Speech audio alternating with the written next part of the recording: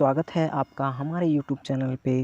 और आज की इस वीडियो में हम पढ़ने वाले हैं कक्षा 12 की हिंदी गद्य खंड से पाठ 2 रॉबर्ट नर्सिंग होम में। तो आइए हम शुरू करते हैं। साहित्यिक हिंदी वालों के लिए पाठ 3 और सामान्य हिंदी वाले बच्चों के लिए पाठ 2 रॉबर्ट नर्सिंग होम में। प्रस्तुत रिपोर्टाज के लेखक जो हैं कन्हैया लाल मिश्र प्रभाकर जी हैं, जिन्होंने इस रिपोर्टाज में मदर टेरेसा से मिलन के बारे में बताया है कि किस प्रकार से वो मदर टेरेसा से मिली और क्या क्या उन्हें अनुभव हुआ। हम सब जानते हैं कि मदर टेरेसा भारत की एक महान समाज सेविका रही हैं। तो लेखक और मदर टेरेसा के बीच जो साक्षात्कार हुआ है, जो मुलाकात हुआ है, उसी मुलाकात को लेखक ने इस रिपोर्टाज में हमारे आपके सामने उपस्थित किया है। तो चलिए आज का हम अपना पाठ 2 रॉबर्ट नर्सिंग होम में पढ़ते हैं। सामान्य हिंदी वालों के लिए, साहित्यिक हिंदी वालों के लिए पाठ 3। पाठ का नाम है रॉबर्ट नर्सिंग होम में। लेखक हैं कन्हैया लाल मिश्र प्रभाकर जी। चलिए शुरू करते हैं।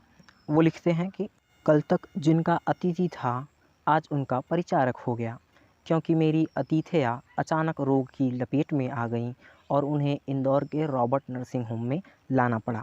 लेखक कहते हैं कि कल तक मैं जिनका अतिथि था अर्थात मेहमान था, कल जिनके यहाँ, आज मैं उनका परिचारक हो गया।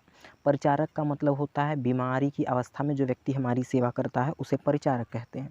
तो लेखक कहते हैं कि कल तक मैं जिनके यहाँ अतिथि था, आज मैं उनका परिचारक हो गया, क्योंकि मेरी जो अतिथियाँ थी जिनके यहाँ मैं मेहमान बनकर गया था, वो रोग की लपेट में आ गई और मुझे उन्हें इंदौर के रॉबर्ट नर्सिंग होम में लाना पड़ा। अब रॉबर्ट नर्सिंग होम बच्चों वही स्थान है जहाँ पर जो है लेखक मदर टेरेसा से मिलते हैं। लेखक जो है इंदौर में जिनकी अतिथियाँ बीमार जो महिला हैं उनको लेकर रॉबर्ट नर्सिंग होम में गए हैं। तो लेखक इंदौर के हॉस्पिटल में अपनी अतिथियाँ को जो है लेकर जाते हैं, जो कि एक महिला हैं, वो बीमार हो गई हैं। ठीक, अब लेखक वहाँ उनकी परिचर्चा के लिए रुक गए हैं। तो लेखक कहते हैं कि मैं कल तक जिनके यहाँ अतिथि था, आज उनका परिचारक हो गया, क्योंकि जो मेरी अतिथियाँ थीं वो अचानक रोग की लपेट में आ गई और हमें उन्हें रॉबर्ट नर्सिंग होम में लाना पड़ा। लिखते हैं लेखक कि यह है सितंबर 1951 कि यह 1951 की बात है। रॉबर्ट नर्सिंग होम में, यानी रॉबर्ट नर्सिंग होम की बात है और समय है सितंबर 1951 का। लेखक कहते हैं रोग का आघात पूरे वेग में, परिणाम कपकपाता और वातावरण चिंता से घिरा घिरा कि हम सब सुस्त। तभी मैंने चौंक कर देखा कि अपने विशिष्ट धवल वेश में आच्छादित एक नारी कमरे में आई। लेखक कहते हैं कि रोग जो है पूरे आघात पर था, यानी प्रचंड वेग से जो है रोग था। परिणाम क्या था कि कपकपाता वातावरण, चिंता से घिरा घिरा, कि जो मेरी अतिथियाँ थीं उनका रोग जो है पूरे प्रचंड वेग से था, कपकपा रही थी और वातावरण जो है चिंता से घिरा हुआ था और हम सभी सुस्त थे, क्योंकि यदि कोई व्यक्ति बीमार हो, कोई व्यक्ति ज्वर से पीड़ित हो, तो ऐसी स्थिति में जो उनके परिचायक होते हैं वो भी थोड़े जो है बहुत डाउन हो जाते हैं, सुस्त हो जाते हैं। तो लेखक कहते हैं कि हम सब सुस्त थे और तभी मैंने चौंक कर देखा। लेखक कहते हैं कि तभी मैंने चौंक कर क्या देखा कि अपने विशिष्ट धवल वेश में, धवल का मतलब होता है सफ़ेद वस्त्रों में, जो है विशिष्ट सफ़ेद वेश में जो है एक नारी कमरे में आई। और लेखक कहते हैं देह उनकी कोई 45 वसंत देखी, वर्णहीन श्वेत, पर अरुणोदय की रेखाओं से अनुरंजित, कद लंबा और सुता साधा। अर्थात लेखक कहते हैं कि जो महिला कमरे में आई थी उनकी देह कोई 45 वसंत देखी, अर्थात लगभग वह 45 वर्ष की थी और रंग उनका जो है यानी गोरी थी और अरुणोदय की रेखाओं से अनुरंजित का मतलब होता है उनके चेहरे पर लालिमा थी और उनका कद लंबा था और बिल्कुल सुता साधा, बिल्कुल सीधी लंबी कद थी, लालिमा से युक्त चेहरा, और 45 वर्ष की एक युवती उस कमरे में प्रवेश करती है। लेखक कहते हैं लंबा मुंह अच्छा नहीं लगता, बीमार के पास लंबा मुंह नहीं। आते ही उन्होंने कहा, साफ सुथरी, उच्चारण साफ और स्वर आदेश का, पर आदेश न अधिनायक का न अधिकारी का, पूर्णतया माँ का, जिसका आरंभ होता है शिकंजे से और अंत गोद में। लेखक कहते हैं जैसे ही वो महिला कमरे में प्रवेश किया उन्होंने, तो उन्होंने कहा लंबा मुंह अच्छा नहीं लगता, बीमार के पास लंबा मुंह नहीं। अब लंबा मुंह से तात्पर्य यहाँ पर उदासी वाला चेहरा, कि बीमार व्यक्ति के पास उदास चेहरे से नहीं खड़े होना चाहिए, ऐसा उस महिला ने उन्होंने कहा आते ही कमरे में। और जब उन्होंने कहा तो उनकी जो आवाज़ थी बिल्कुल साफ़ सुथरी थी, उच्चारण भी बिल्कुल साफ़ था, यानी वो हिंदी में भी बिल्कुल स्पष्ट उच्चारण कर रही थी और आदेश था उनका जो स्वर था वो आदेश का था, लेकिन आदेश किसी अधिनायक यानी किसी अधिकारी का या किसी जो है सेना नायक का नहीं था।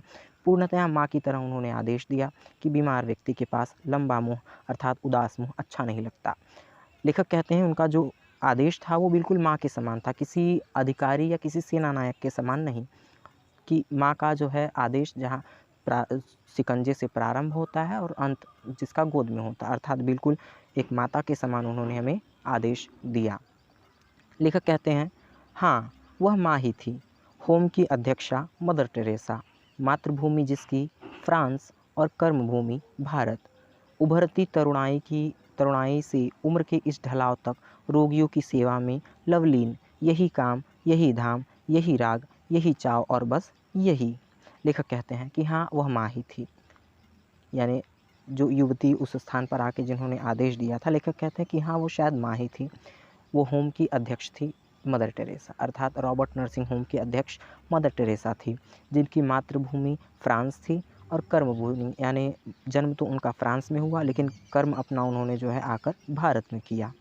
लेखक कहते हैं कि उभरती तरुणाई से उम्र के इस ढलाव तक, यानी जो मदर टेरेसा थी अपनी जो है युवा अवस्था से यानी उभरती युवा अवस्था से लेकर उम्र के इस ढलाव अर्थात लगभग 45 वर्षों तक उन्होंने रोगियों की सेवा में लवलीन रही, यानी रोगियों की सेवा करना ही उनका परम उद्देश्य था, यही उनका धर्म था, यही उनका कर्म था। लेखक कहते हैं यही काम है, यही राग है, यही चाव और बस यही, यानी रोगियों की सेवा करना ही उनके लिए सब कुछ है, यही उनका कार्य है, यही उनका काम है, यही धाम है, यही उनका राग, यही चाव और बस यही है, निस्वार्थ भाव से रोगियों की सेवा करना। लेखक कहते हैं उन्होंने रोगी के दोनों म्लान कपोल अपने चांदनी चर्चित हाथों से थपथपाया तो उनके सूखे अधरों पर चांदी की सी एक रेखा खींच आई और मुझे लगा कि वातावरण का बोझ कुछ कम हो गया। आगे लेखक कहते हैं कि जैसे ही जो होम की अध्यक्षा मदर टेरेसा थी वो कमरे में आई और उन्होंने रोगी के दोनों म्लान कपोल, म्लान का मतलब होता है सूखे या मुरझाए हुए, क्योंकि बीमार अवस्था में व्यक्ति के जो है मुख पर जो है वह चमक नहीं रह जाता, तो लेखक कहते हैं कि उन्होंने रोगी के जो है म्लान, सूखे हुए कपोल का मतलब होता है गाल, कि उन्होंने रोगी के दोनों सूखे हुए गालों को अपने चांदनी युक्त अर्थात चांदनी के समान हाथों से जब थपथपाया तो उस रोगी के सूखे हुए जो अधर होंठ थे उन पर एक चांदी की रेखा खींच गई, अर्थात उसके चेहरे पर एक हंसी आ गई। जब उन्होंने अपने चांदनी चर्चित हाथों से रोगी के सूखे गालों को थपथपाया तो उस रोगी के सूखे अधरों पर होंठों पर एक हंसी आ गई और तब लेखक कहते हैं कि मुझे ऐसा लगा मानो कि वातावरण का बोझ कुछ कम हुआ, अर्थात वातावरण तनाव से थोड़ा सा कम हुआ। लेखक कहते हैं तभी एक खटाक और हमारा डॉक्टर कमरे के भीतर। मदर ने उसे देखते ही कहा, डॉक्टर तुम्हारा बीमार हंस रहा है। लेखक कहते हैं तभी खटाक अर्थात दरवाज़ा खुलता है खटाक की आवाज़ से और जो हमारे डॉक्टर थे जो उस मरीज को देखने वाले थे, जो हमारी अतिथेया को देखने वाले थे, वो भीतर आते हैं और जो मदर टेरेसा थी वो उससे कहती हैं डॉक्टर से कि डॉक्टर तुम्हारा बीमार हंस रहा है, यानी तुम्हारा जो पेशेंट है रोगी वह तो हंस रहा है।